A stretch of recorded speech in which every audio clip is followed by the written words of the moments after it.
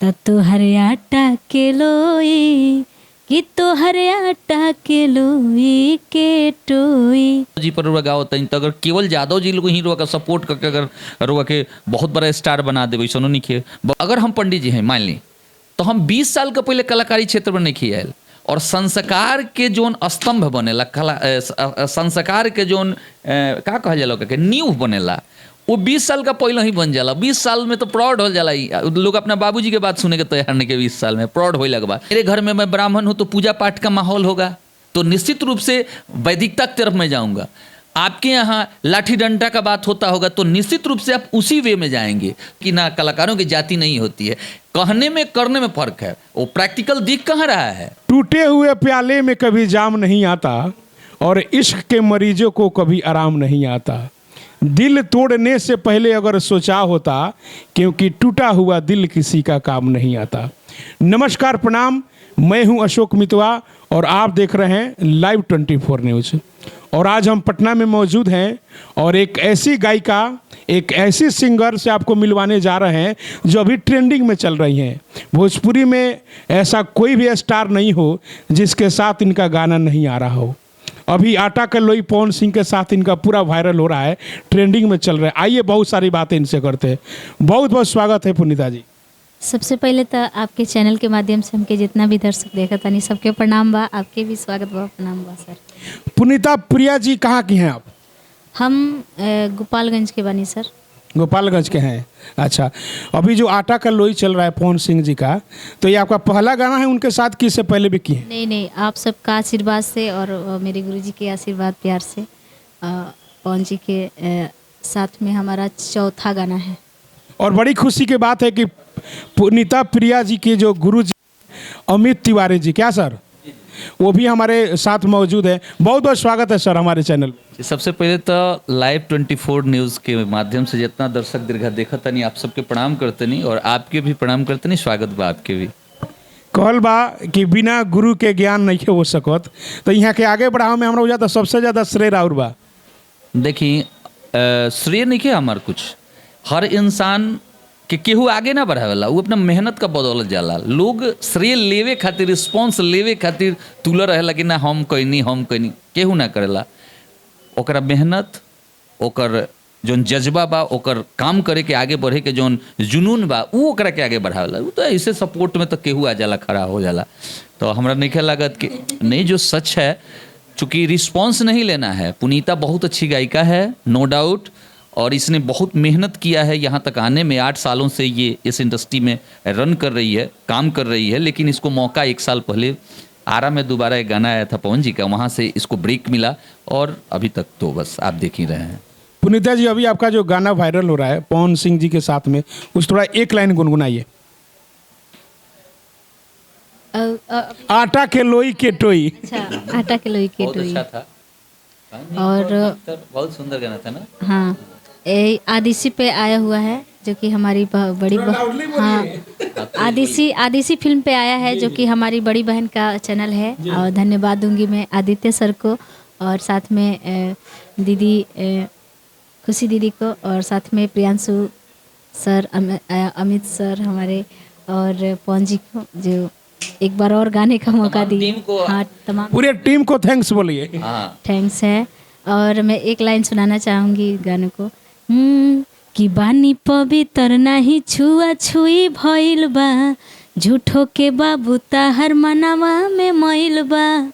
बानी पवित्र नाही छुआ छुई भइल बा, झूठो के बाबू ताहर मनवा में मैल बा। कि हमर चीजवा पे हाथ ना लगाए कोई, लगाए कोई, लगाए कोई। त तोहर आटा के लोई कि तोहर आटा के लोई के टोई। और बहुत अच्छा बाबा, ये आटा के लोई के टोई।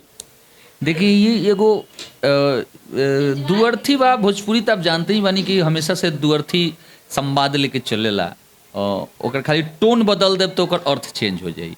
तो बस इंजॉय खातिर, आनंद खातिर ऑर्केस्ट्रा सॉन्ग है। तो चूँकि ऑर्केस्ट्रा सॉन्ग में यही टाइप के आइटम सॉन्ग ही बजेला। भोजपुरी तो दुअर्थी शब्द होला, में कोई ज़्यादा अभ्यर्थना नहीं है।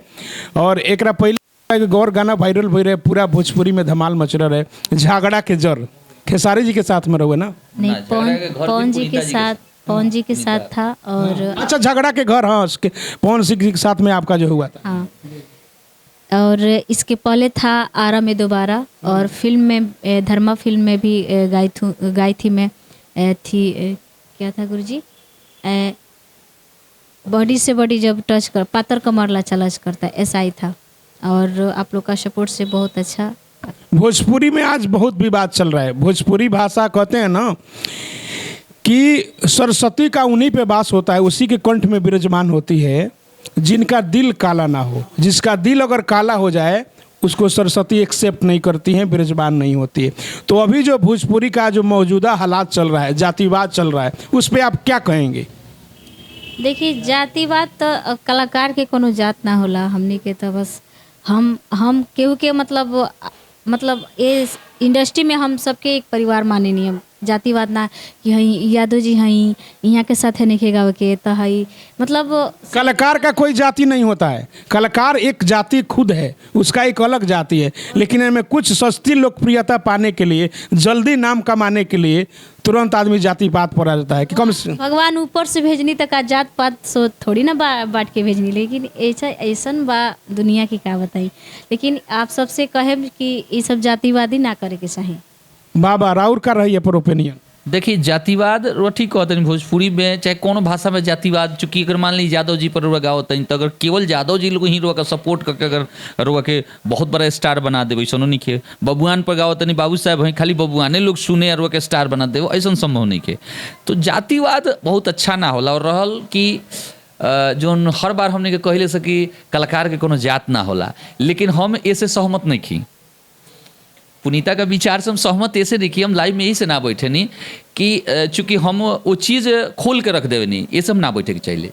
रहल कि अगर हम पंडित जी हैं मान ली, तो हम 20 साल का पहले कलाकारी क्षेत्र में नहीं खियाल, और संस्कार के जोन स्तंभ बनेला, संस्कार के जोन का कहल जाला के नींव बनेला, वो 20 साल का पहले ही बन जाला। 20 साल में तो प्रौढ़ हो जाला। लोग अपना बाबूजी के बात सुने के तैयार नहीं के 20 साल में प्रौढ़ होइला के बाद। लेकिन ओकरा पहले जो संस्कार मिलल वो हमरा बाबूजी से मिलल बा, जातिगत संस्कार मिलल बा। तो कैसे हमें 20 साल के जोन हमरा में एकदम खून में बस गईल बा, वो कहाँ से हम खत्म कर पाए कि जातिवाद? नहीं, मेरा बात आप समझे नहीं। मेरा कहने का मतलब है कि हम तो जिस जात से बिलोंग करते हैं वो है। मेरे कहने का वो सेंस नहीं था। जैसे यहाँ पे जो वर्ण व्यवस्था है कि कहते हैं पंडित जी उच्च कोटि के होते हैं, चमार जाति नीचे जाति के होते हैं। एक यहाँ की जो व्यवस्थाएं हैं मनुस्मृति के अनुसार, तो यही व्यवस्थाएं हैं। तो अब रही बात ये कि बात सही है, मेरे घर में मैं ब्राह्मण हूँ तो पूजा पाठ का माहौल होगा, तो निश्चित रूप से वैदिकता की तरफ मैं जाऊँगा। आपके यहाँ लाठी डंडा का बात होता होगा तो निश्चित रूप से आप उसी वे में जाएंगे। तो निश्चित रूप से हम जिस संस्कार में पल भर के यहाँ तक आए हैं, हम भले कह दें कि ना कलाकारों की जाति नहीं होती है, कहने में करने में फर्क है। वो प्रैक्टिकल दिख कहाँ रहा है? अपने पूरे भोजपुरी इंडस्ट्री में कहाँ दिख रहा है आपको कि ये नहीं, सब अपने में है, मैं बबुआन हूँ, मैं अहिरान हूँ, मैं ये हूँ। हमको तो लग रहा है कि सबसे नीचे में पंडित जी लोग चल रहे हैं। सर, ज़्यादातर टिकने वाला नहीं है जातिवाद। कैसे सस्ती लोकप्रियता ज़्यादा दिन टिकाऊ नहीं होती है। मेहनत से ही आप आगे बढ़ सकते हैं। जातिवाद करने से, कंट्रोवर्सी करने से, गाली गौज करने से आप आगे नहीं बढ़ सकते। जैसे कहने के लिए जैसे आप बोल रहे हैं नहीं बढ़ सकते हैं, ठीक है, नीचे तो सबको गिरना है।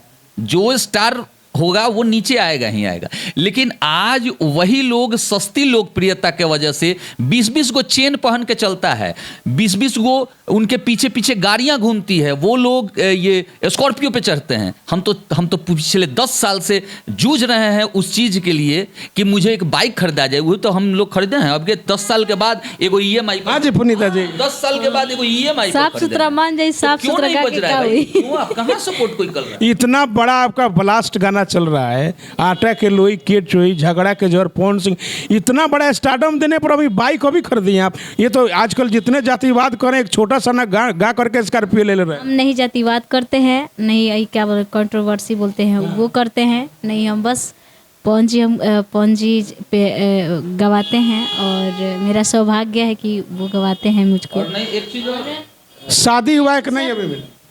मतलब शादी काहे अभी हुआ है कि नहीं अभी? नहीं, अभी नहीं हुआ है। अच्छा अच्छा, तो कब करने के विचार है? अभी नहीं, अभी शादी करने के लिए मैं तो नहीं आई हूँ। मम्मी पापा का और हमारे गुरुजी का बहुत सपना है, तो उसको मैं साकार। गुरु जी का तो आपका बहुत बढ़िया सपोर्ट है और इनके सपोर्ट से आप आगे निरंतर आप बढ़ ही रही हैं, वो देख भी रहा। सर क्या कहना चाह रहे हैं? देखिए, अभी आपने एक सवाल किया जिसको अब हम लोग इधर उधर कर लिए कि आपका ध्यान हम भटका रहे थे ताकि और कंट्रोवर्सी ना हो। नहीं, कंट्रोवर्सी ना हो।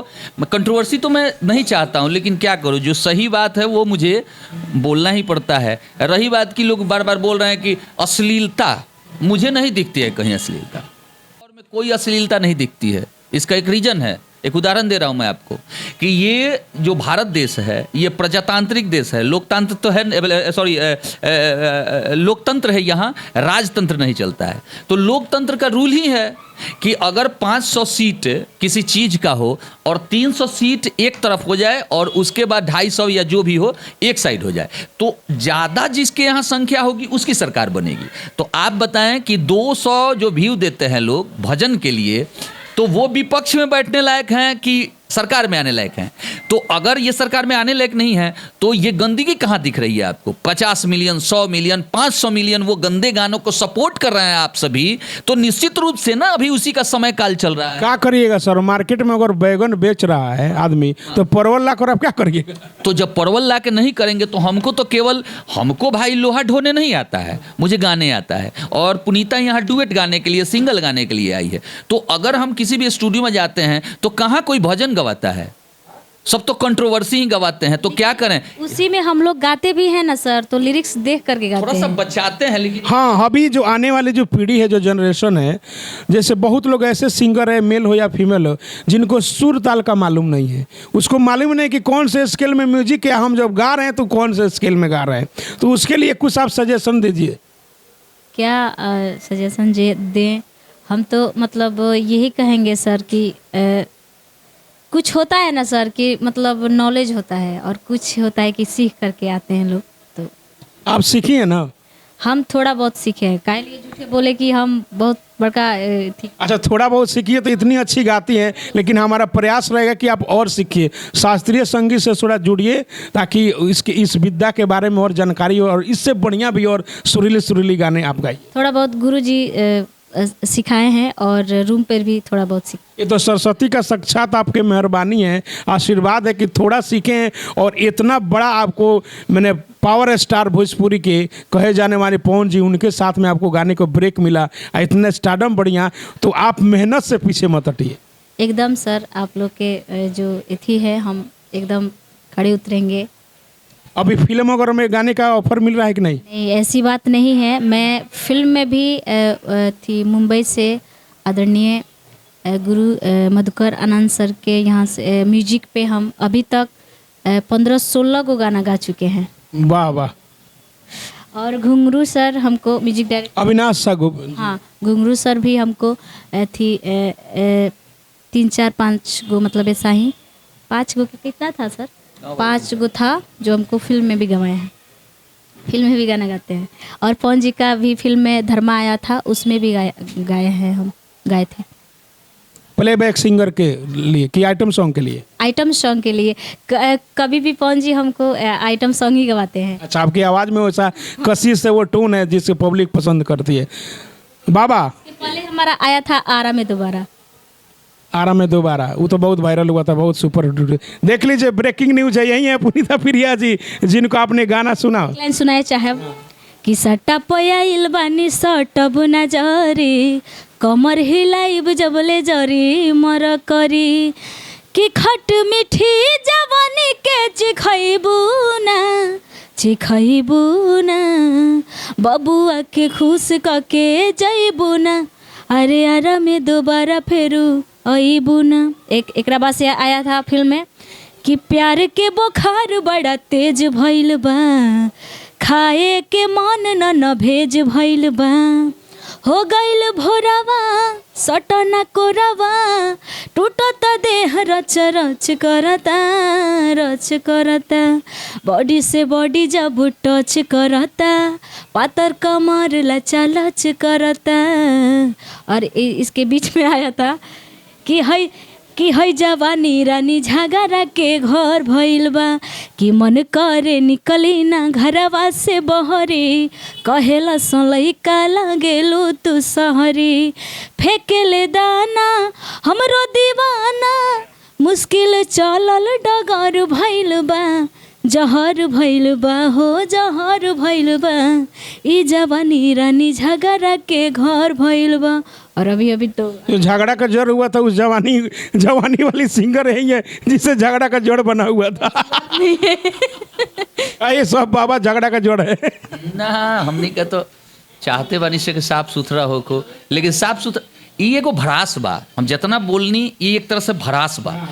भरास ऐसे बा कि 1 साल पहले जब बनी तो हम सोचनी कि गंदगी फैलल बा तो रोकने करे के साफ कइल जाओ तो कैसे साफ होई तो कुछ अच्छा करके साफ होई। तो एगो ऑफिशियल के निर्माण भइल पुनीता प्रिया ऑफिशियल और ऊपर बढ़िया बढ़िया कंटेंट गइल नीमन नीमन शब्द के प्रयोग कइल गइल कुछो उल्टा सीधा एको शब्द ना। ओकर व्यू आयल 2000 1000 आ जबकि 2-2.5 लाख रुपया पर कल युगे प्रथम चरणे ई कलयुग के प्रभाव बाबा।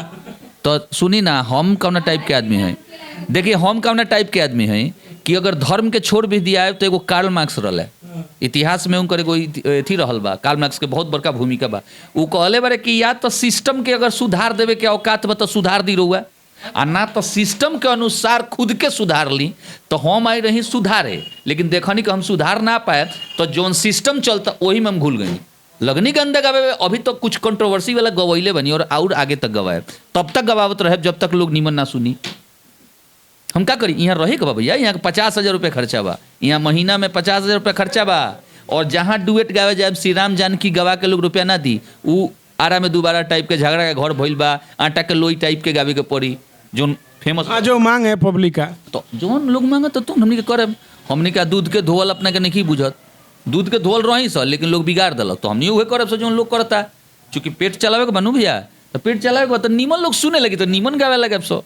तो यही समस्या बा भाई भोजपुरी जगत में हमने के तो चाहते बनी कि साफ हो जाओ लेकिन अब वही दुख चैनल होता। पे सुनिए ना सर उसी चैनल पे आदिशी पे गाना आया है हमारा सोलो हाँ जो कि आटा के लोई का पहले उ सुनी गाना आटा के लोई से पहले 1300-2500 व्यू है एकदम वॉल्यूम खर्चा जनता नहीं कितना बा ओकर ऑडियो वीडियो के 50,000 से ज्यादा खर्चा बा कहाँ से निकलल जाई काहे हमरा के कोई गवाई कोनो कंपनी वाला गवेबे ना करी ओकरा व्यूवे ना मिली तो ओकरा जोन चाहिए तोन गायब ओकरा व्यू मिली तोन गायब तो चक्के हमरे के पैसा दियो मामला ई बा सुनाओ तनी। और वीडियो कहाँ खुशी दीदी हिमाचल प्रदेश में ओकर वीडियो बाप रे बाप पहाड़ी में शूट हुआ था 50,000 रुपया से अधिक ऑडियो वीडियो में खर्चा भइल बा उससे अधिक भइल हुई और मतलब अनटच मॉडल एकदम भोजपुरी जगत में नइखे कहीं टच भइल तौना मॉडल के प्रेशर के अब बेहतर दोनों एक्टर रहे ओमे लेकिन यही स्थिति बा। सुनाई तो गाना बाटे थी बॉलीवुड टाइप के कि हर दर्द भुला जाइले जब तोहरा के पा जाइले जैसे दरिया सागर में समाए हम तो हमें समा जाइले जादूगर बस इतने बता दा जादू का कर गईला तू तो लहे लहे लहे हमारा धड़कन में ठहर गईला तू तो लहे लहे लहे हमारा धड़कन में ठहर गईला। अंतरा था कि एहसास न पहले से भइल कब ऐसन हो केहू आज तलक ना मिलल तोहरा जैसन हो नस नस में नशा हो गइल बा ऐसन का सर कैला तू तो लहे लहे लहे हमारा धड़कन में ठहर गईला। और म्यूजिक दिल बानी गुरु चंदन सर जी और लिखले बानी पिंकू बाबा। और देखी व्यू कितना आइल बा 2300।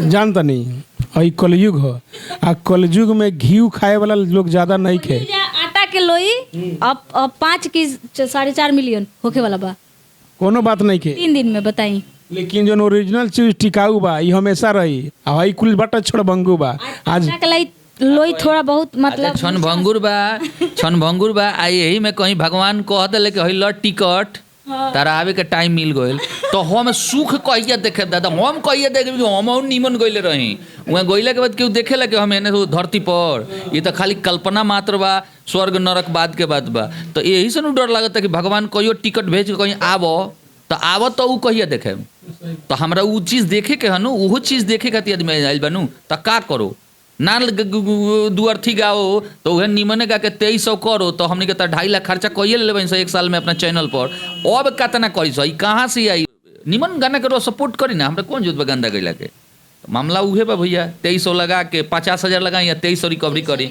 2300 में एको रुपया ना बनल होई कितना बनल होई लगभग 2300 व्यू में बहुत ज्यादा 5,000 मानिए लिख अगर बनल हो के 2300 में एगो बात कहते नहीं 5,000 बनियो गइल हुई तो 45,000 के घाटा के सही कंपनी सही फिर कभी गवाई हम पुनीता के तो फिर तो वो सपोर्टे नीमन चीज के नहीं करे के चाहत गंदा के करत नहीं गंदा गए जहाँ से रुपया मिलो व्यू बढ़ी तो रुपया मिली आ वही पर तनी आटा के लोई थोड़ा बहुत मतलब एथी बा चटपटा बा तो देखी कितना भागता और एकरा पहले भी आई रहा जेमे अंजलि चौहान जी टिकटॉक के मशहूर थी लेडीज काम कैले बड़ी हाँ तो उहो कितना गइल बा गुरुजी उहो 6 लाख न 7 लाख गइल बा 6 लाख की 7 लाख तनी सा रिकवरी कुछ बुझा सम्मानजनक सम्मान बचौले बा पुनीता प्रिया अभी 2300 वाला कहाँ सम्मानजनक बा जो कि सबसे बढ़िया गाना उहे बा सबसे उम्मीद रहल कि बॉलीवुड टाइप के बा गुरुजी भागी बढ़िया से म्यूजिक बनल बा सुन ले तर बुझाई कोहेम कि एक बार जाके सुने तनी बुझा तक आदिसी फिल्म पे और एकरा पहले आई रहे कि कब अइबा तू छोड़ी पिया जी परदेश सोची सोची हो खता जिया में कलेस तोहरा याद में मनवा के मनाइले दौरी में पार के अदौरी बलाम जी घामा सुखाए वाह वाह वाह क्या कहाँ भाई ये बहुत बढ़िया गाना है 5 लाख व्यू पहले बा कोनी आराम से कोई नहीं है क्या गाओ धीरे धीरे प्यार को बढ़ाना है ये ना सर अब हम भी सोचे हैं कुछ आप भी इंटरव्यू लीजिएगा हम भी जब भी आपको गाना रिलीज करना हो हमको बुलाइएगा आपका मैं आपके साथ हूँ और आपका गाना बजेगा आपकी आवाज़ इतनी सुरीली है और आपका कॉन्फिडेंस आपका शालीनता आपका सरलता इतना बढ़िया है कहते हैं कि जो देरी से आता है ना वो टिकाऊ चीज़ होता है और एक आए और एक गए उसका वो आप मत मानिए आप मेहनत करिए जनता जनार्दन आपके साथ में आपको प्यार दुलार जरूर मिलेगा मिलता है सर जितने भी हमारे चाहने वाले हैं चाहे मतलब दर्शक हैं जितने भी भोजपुरी के सभी लोग प्यार करते हैं और जितने भी हमसे सीनियर या जूनियर जितने भी हमारे भोजपुरी इंडस्ट्री में कलाकार लोग हैं सभी लोग हमको मानते हैं और गवाते भी हैं। चलिए बहुत अच्छा लगा बाबा आपसे भी बात करके और पुनतिया जी से बात करके बहुत बहुत धन्यवाद।